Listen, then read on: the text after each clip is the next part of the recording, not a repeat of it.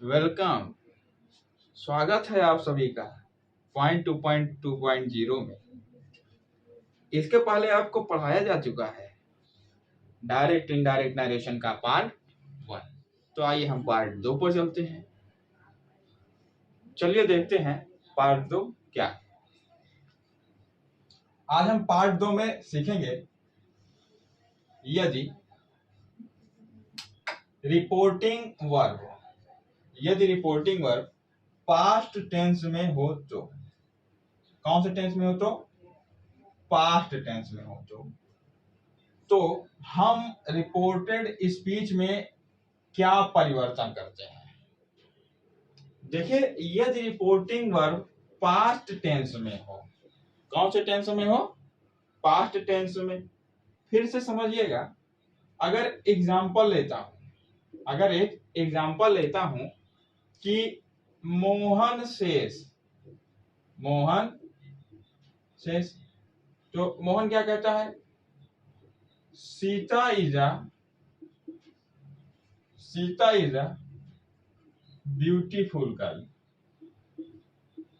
Sita is a beautiful girl. इस example को गौर से देखेंगे, यहां पर वाक्य में शेष का प्रयोग है। ये शेष का प्रयोग हमको ये बताता है कि यह वाक्य प्रेजेंट टेंस में है। कौन से टेंस में है, प्रेजेंट टेंस में है। ठीक है, अगर इस वाक्य में शेष की जगह लिखा होता मोहन विल से, क्या लिखा होता, मोहन विल से, और बाकी का सेंटेंस यही है, तो विल से हमको यह बतलाता है कि यह वाक्य फ्यूचर टेंस में है। विल से हमको यह बतलाता है कि यह वाक्य कौन से टेंस में है, फ्यूचर टेंस में है। चलिए एक और सेंटेंस देखते हैं। अगर यही लिख देता है मोहन सेड, मोहन ने कहा, और सेंटेंस वही रहता है। सेंटेंस हम कुछ भी लिख सकते हैं। आगे सेंटेंस अभी बहुत सारे एग्जांपल आपको दिखाए जाएंगे। हमारा मोटिव सिर्फ रिपोर्टिंग वर्ब दिखाने का है।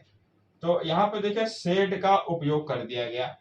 अब यही सेड हमको बताता है कि रिपोर्टिंग वर्ब कौन से टेंस में है, पास्ट टेंस में है।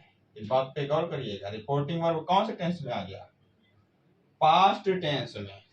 अब इसके पहले यदि रिपोर्टिंग वर्ब प्रेजेंट टेंस में हो और यदि रिपोर्टिंग वर्ब फ्यूचर टेंस में हो तो डायरेक्ट से इनडायरेक्ट में परिवर्तित करने का नियम इसके पहले वीडियो में पढ़ाया जा चुका है। यदि आपने वो लेक्चर नहीं देखा है तो आप वीडियो में दिख रहे आई बटन को क्लिक करें और उस लेक्चर को देखें।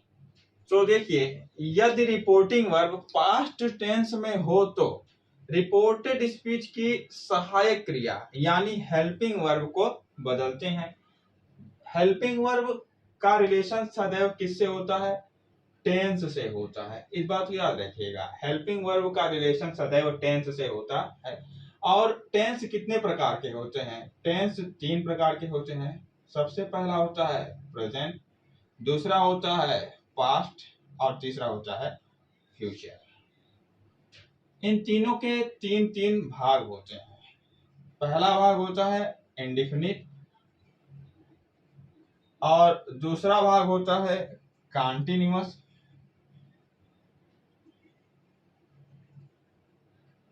तीसरा भाग है परफेक्ट और चौथा भाग है परफेक्ट कॉन्टिन्यूअस। चौथा भाग है परफेक्ट कॉन्टिन्यूअस। इस बात को यहां से समझेंगे कि कौन से टेंस की सहायक क्रिया किस टेंस में परिवर्तित होती है। तो अगर हम इसको याद कर लें तो कुछ हद तक डायरेक्ट से इनडायरेक्ट बनाना सरल हो जाएगा। देखते हैं आगे चल करके। तो जो प्रेजेंट इंडेफिनिट टेंस की सहायक क्रिया होती है उसे कहते हैं डू या डस, या इसमें अफर्मेटिव सेंटेंसेस में यस अपॉन ईएस का उपयोग होता है। यस अपॉन ईएस का उपयोग होता देखिए किसमें, अफर्मेटिव में, कौन से सेंटेंस में, अफर्मेटिव में। अगला देखते हैं, पास्ट इंडेफिनिट की सहायक्रिया होती है डिड और फ्यूचर की सहायक्रिया होती है विल। एक बात याद रखेंगे, कभी कभी यहाँ पर शैल भी लिखा हुआ मिल सकता है, लेकिन शैल का उपयोग पहले हेल्पिंग वर्ब के रूप में होता था, लेकिन अब शैल का उपयोग हेल्पिंग वर्ब के रूप में ना करके एज अ मोडाल किया जाता है। तो हेल्पिंग वर्ब में हम शैल को नहीं लिखेंगे, उसे मोडाल के रूप में लिखेंगे। आगे देखते हैं, कॉन्टिन्यूअस टेंस में इज, एम एवं आर, पास्ट कॉन्टिन्यूअस में was were,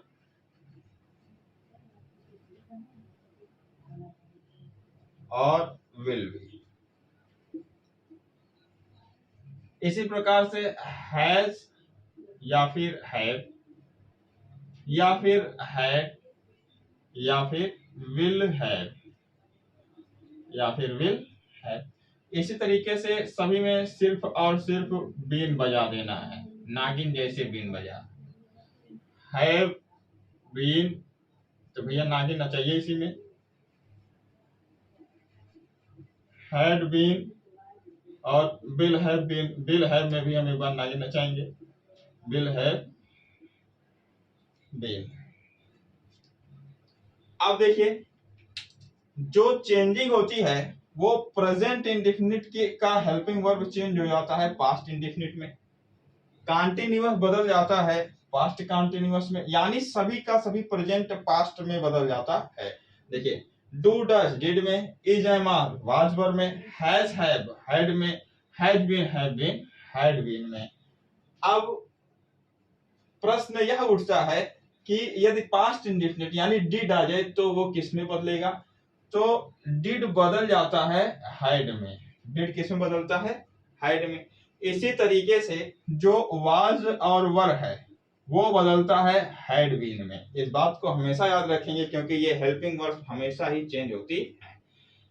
do does did में, is am are was were में, हैज हैव हैड में, has been have been had been में। इसके अलावा यदि हैड ही आ जाता है तो इन सभी में परिवर्तन नहीं करते हैं। कुछ अन्य परिवर्तनों के बारे में जान लेते हैं। तो कुछ अन्य परिवर्तनों में जो परिवर्तन होता है उस परिवर्तनों में पहला परिवर्तन है दिस दैट में बदल जाता है, दीज दोज में बदल जाता है, हियर दियर में बदल जाता है, हैंस देंस में बदल जाता है, नाउ देन में बदल जाता है, एगो बिफोर में बदल जाता है, दस सो में बदल जाता है, टुडे दैट डे में बदल जाता है, टुमारो द नेक्स्ट डे या फिर द फॉलोइंग डे में बदलता है, यस्टरडे द प्रीवियस डे में बदलता है, लास्ट वीक या लास्ट मंथ या लास्ट ईयर बदलता है, the previous week the previous month या फिर द प्रीवियस ईयर में। देखिए, कुछ फ्यूचर टेंस में भी परिवर्तन कर देते हैं। तो विल बदलता है वुड में, शैल बदलता है शुड में, कैन बदलता है कुड में, और कुड शुड वुड और माइट इन सभी में कोई भी परिवर्तन नहीं होता है। इन सभी बातों को कुछ एग्जाम्पल्स के माध्यम से देखने का प्रयत्न करते हैं। चलिए, सबसे पहला एग्जाम्पल हम प्रेजेंट इंडेफिनिट टेंस का लेते हैं। और प्रेजेंट इंडेफिनिट टेंस में देखिए कौन सा टेंस, प्रेजेंट इंडेफिनिट टेंस। तो प्रेजेंट इंडेफिनिट टेंस का जो एग्जाम्पल है, सबसे पहला एग्जाम्पल है he said to me I never eat sweet। तो इस बात को देखेंगे, I never eat sweet जो है वो प्रेजेंट इंडेफिनिट टेंस है, और प्रेजेंट इंडेफिनिट टेंस है। यह बात ईट से पता चलती है, और ईट से पता चलती है क्योंकि यह ईट वर्ब का फर्स्ट फॉर्म है, इसलिए। अब यहाँ पे इस बात को देखेंगे तो ही रहेगा। आपको बताएं सेड टू बदलता है टोल्ड में। यदि आपको यह नहीं मालूम चला कि सेड टू टोल्ड में क्यों बदल दिया गया, तो इसका मतलब ये हुआ कि आपने वीडियो का पहला लेक्चर नहीं देखा है।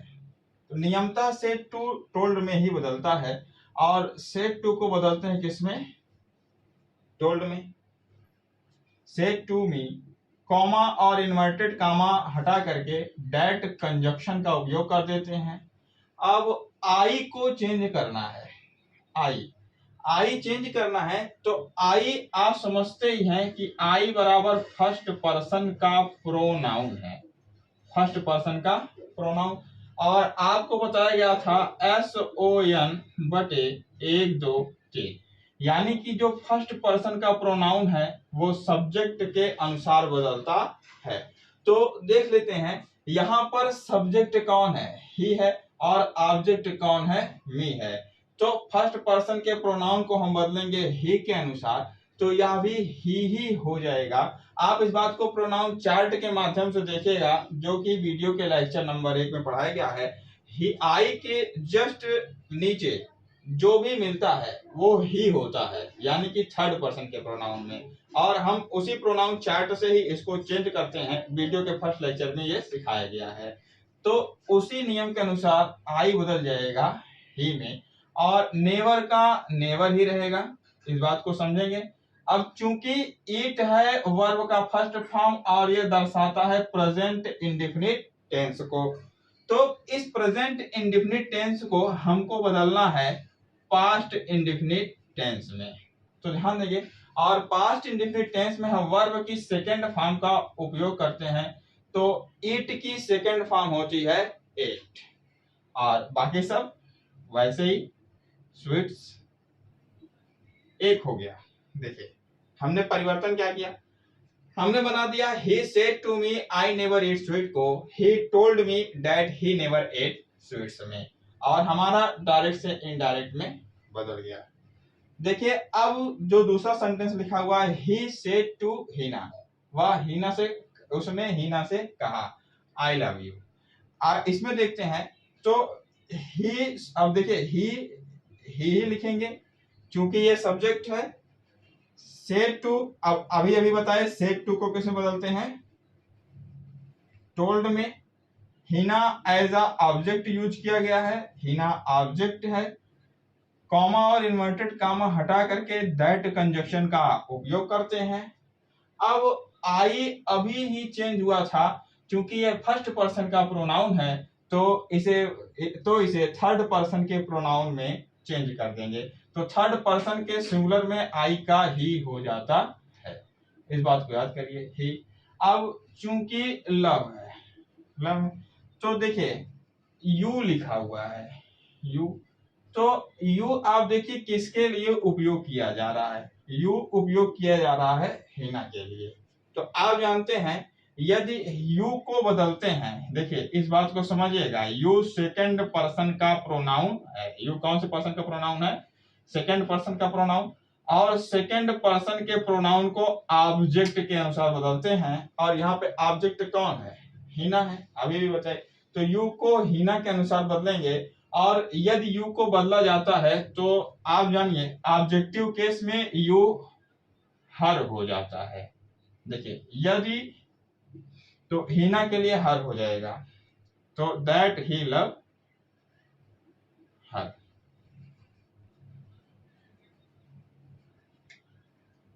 तो अब हम परिवर्तन कर दिए हैं, he said to Hina I love you को he told Hina that he love her। चलिए अगला देखते हैं। अगला टेंस है प्रेजेंट कंटीन्यूअस टेंस।